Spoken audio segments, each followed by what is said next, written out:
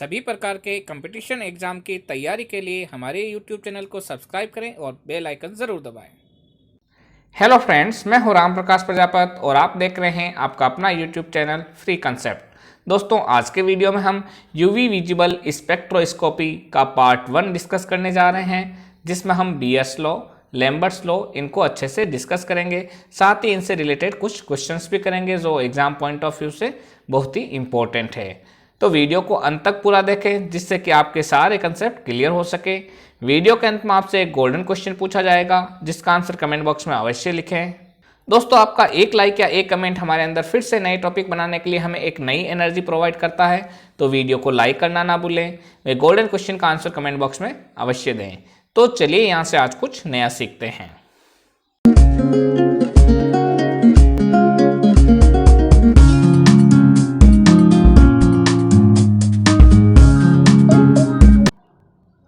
दोस्तों, UV visible spectroscopy का alternate name है इलेक्ट्रॉनिक स्पेक्ट्रोस्कोपी, और जो यूवी रीजन होता है 200 से लेकर 380 नैनोमीटर तक, उस रीजन में ये स्पेक्ट्रोस्कोपी परफॉर्म की जाती है।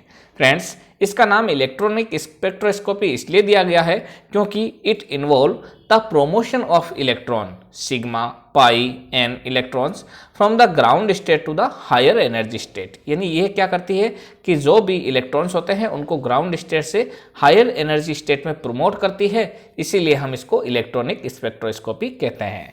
Friends, since the energy level of a molecule are quantized, क्योंकि हमें मालूम है कि हमेशा कोई भी इलेक्ट्रोमैग्नेटिक रेडिएशन होता है तो उसमें क्वांटम थ्योरी लगती है और उसका एनर्जी लेवल हमेशा क्वांटाइज्ड रहता है। The energy required to bring about the excitation is fixed quantity. Thus, the electromagnetic radiation with only a particular value of frequency will be able to cause excitation। एक particular frequency होगी, वही उसको excite करेगी और उससे ही हमें find out करना है। फ्रेंड्स, अगर हम बात करें कुछ इंपॉर्टेंट पॉइंट की इससे रिलेटेड, तो सबसे पहला point, the far UV region, जिसे हम बोलते हैं बिलो 200 मिली माइक्रोन या फिर below 200 nanometre, is not much studied due to absorption by oxygen and nitrogen atom.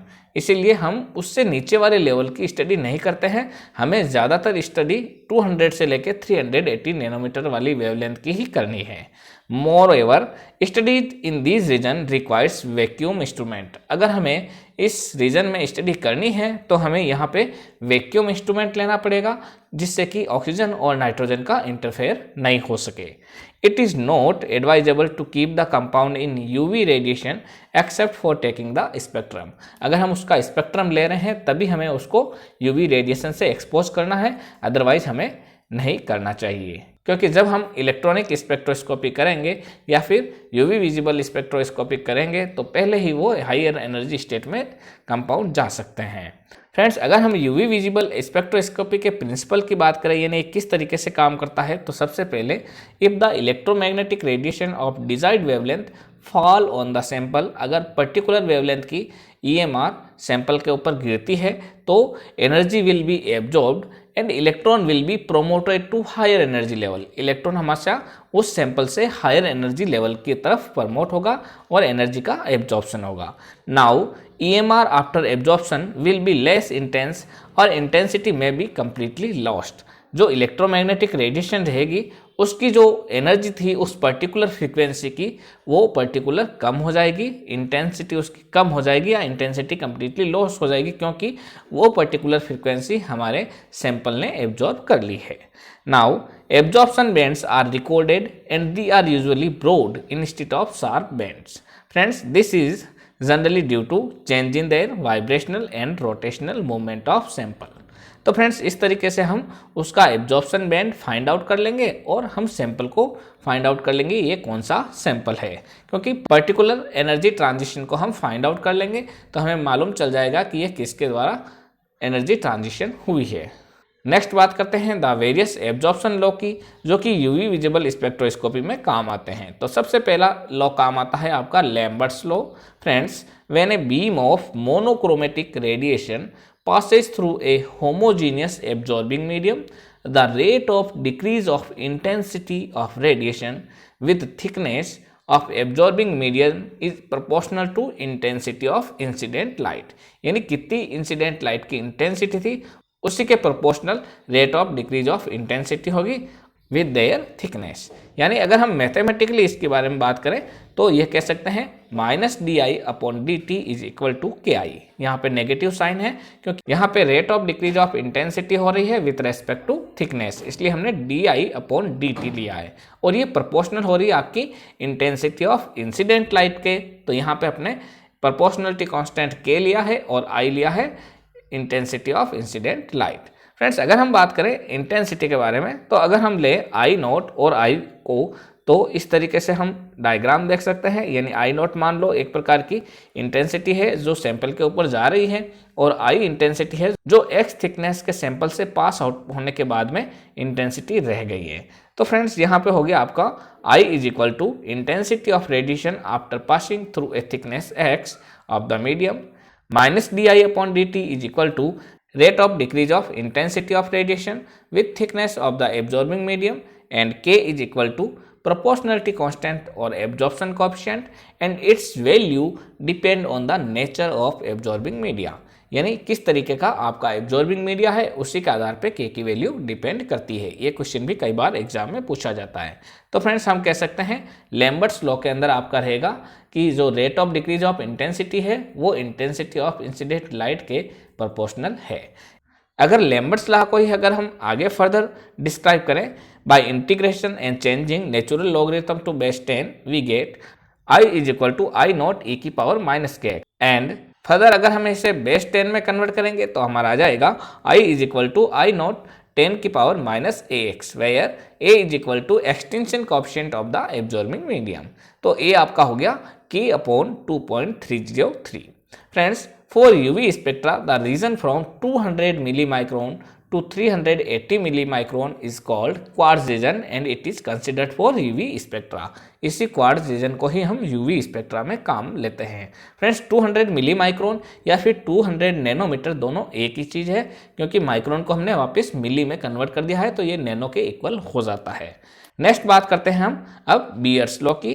Friends Beer's law की बात करें तो when a beam of monochromatic radiation passes through a solution यानी लिक्विड मीडियम में जब भी पास होती है of an absorbing substance the rate of decrease of intensity of radiation with thickness of absorbing solution is proportional to the intensity of incident radiation as well as concentration of solution। यानी आपका जो bears law है अगर हम इसको learn करना चाहें तो जैसे कि बियर होती है जो ड्रिंक करते हैं उनके लिए, तो बियर की बात करें तो वहाँ पे कंसंट्रेशन का ज़्यादा महत्व रहता है। तो बीयर्स लॉ भी आपका कंसंट्रेशन ऑफ सॉल्यूशन पर डिपेंड करता है। मैथमेटिकली इसको हम बोलें तो -di/dx इज इक्वल टू हो जाएगा आपका K-IC where C is equal to concentration of solution in moles per liter and K dash is equal to molar absorption coefficient। तो फ्रेंड्स इसका मतलब हो गया आपका I is equal to I0 e⁻⁻k dash Cx। Friends इसी तरीके से अगर हम Beer's law and Lambert's law को कंबाइन कर दें तो आपका जो अल्टरनेटिव एक्सप्रेशन आएगा वो इस तरीके से रहेगा log I0/I is equal to ECl and that is equal to A where C is equal to concentration of solution in moles per liter, L is equal to path length of sample जो कि generally 1 centimetre होती है अगर हम cuvette की बात करें तो, E is equal to molar extinction coefficient या फिर हम बोल सकते हैं molar absorptivity and A is equal to होता है आपका absorbance। फ्रेंड्स अगर हम लिमिटेशन ऑफ बियर-लैम्बर्ट्स लॉ देखें तो when different forms of the absorbing molecule are in equilibrium such as in keto-enol tautomers तो हम वहाँ पे बीयर्स-लैम्बर्ट्स लॉ अप्लाई नहीं कर सकते, उन दोनों को डिस्टिंग्विश नहीं कर सकते। इसी तरीके से अगर किसी कंपाउंड में फ्लोरोसेंस प्रोड्यूस हो रही है यानी when fluorescent compounds are present तो we can not apply Beer's Lambert's law and when solute and solvent form complexes through some sort of association then we can also not apply Beer's Lambert's law. तो friends अब हम बात करते हैं एक ऐसे numerical question की जो भी कई बार एग्जाम में भी पूछा जाता है और आपके कंसेप्ट के लिए बहुत ही ज़रूरी है। तो यहाँ पे क्वेश्चन है आपका 2.5 × 10⁻⁻4 molar solution of a substance in a 1 centimetre length cell at lambda max 245 nanometre has absorbance 1.17 then calculate Emax for this transaction. हमें यहाँ पे Emax कैलकुलेट करना है। तो फ्रेंड्स हमने देखा ही था कि बीयर-लैम्बर्ट्स लॉ के अनुसार क्या होता है log I0/I is equal to Emax multiply by C multiply by L, और ये होता है आपका एब्जॉर्बेंस के बराबर। तो फ्रेंड्स यहाँ पे क्वेश्चन में ई मैक्स पूछा गया है और एब्जॉर्बेंस दे रखा है, तो आपका ई मैक्स हम कैलकुलेट कर सकते हैं। E max is equal to absorbance upon C multiply by L. यहाँ पे जो एब्जॉर्बेंस की वैल्यू दे रखी है वो है आपकी 1.17। सी यानी कंसंट्रेशन ऑफ सॉल्यूशन दे रखा है 2.5 multiply by 10⁻⁴ molar, and L यानी पाथ लेंथ ऑफ सेल यानी क्यूवेट की पाथ लेंथ दे रखी है 1 सेंटीमीटर। फ्रेंड्स अगर किसी क्वेश्चन में क्यूवेट की पाथ लेंथ 1 सेंटीमीटर नहीं दे रखी या कुछ नहीं दे रखा है तो वहाँ पे हमें 1 सेंटीमीटर ही एज्यूम करना है। हैंस ई मैक्स की वैल्यू अगर हम फॉर्मूले में पुटअप करेंगे तो आपकी हो जाएगी 1.17 डिवाइड बाई 2.5 मल्टीप्लाई बाई 10⁴ मोल पर लीटर मल्टीप्लाई बाई 1 सेंटीमीटर। और इन सभी चीज़ों को अगर हम सेंटीमीटर में कन्वर्ट करते हैं और दोस्तों इसकी वैल्यू हो जाएगी E max is equal to 1.17 multiply by 10⁴ multiply by 10⁻³ divide by 2.5 mole पर centimetre cube multiply by 1 centimetre. यानी हमने जितनी भी यूनिट थी उन सबको मोल पर लीटर से मोल पर सेंटीमीटर क्यूब में कन्वर्ट कर दिया है। और फ्रेंड्स इसको अगर हम फर्दर सॉल्व करते हैं तो हमारा आंसर हो जाएगा 0.468 मल्टीप्लाई बाई 10⁻⁷ सेंटीमीटर स्क्वायर पर मोल। तो फ्रेंड्स इस तरीके से हम एब्जॉर्बेंस अगर दिया हुआ है किसी क्वेश्चन में तो ई मैक्स की वैल्यू फाइंड आउट कर सकते हैं।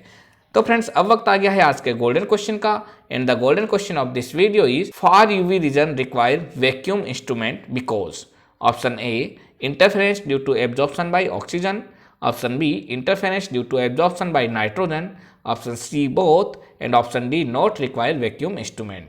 तो फ्रेंड्स इसका आंसर कमेंट बॉक्स में अवश्य लिखें। अगर आपने हमारा चैनल अभी तक सब्सक्राइब नहीं किया है तो जल्दी से सब्सक्राइब करें तथा साथ ही साथ बेल आइकन दबा दें जिससे आने वाले सभी वीडियोज आपको सही समय पर मिलते रहें। मैं राम प्रकाश प्रजापति आपसे फिर मुलाकात करूंगा एक नए वीडियो में एक नए टॉपिक के साथ। तब तक के लिए best of luck for exam and thanks.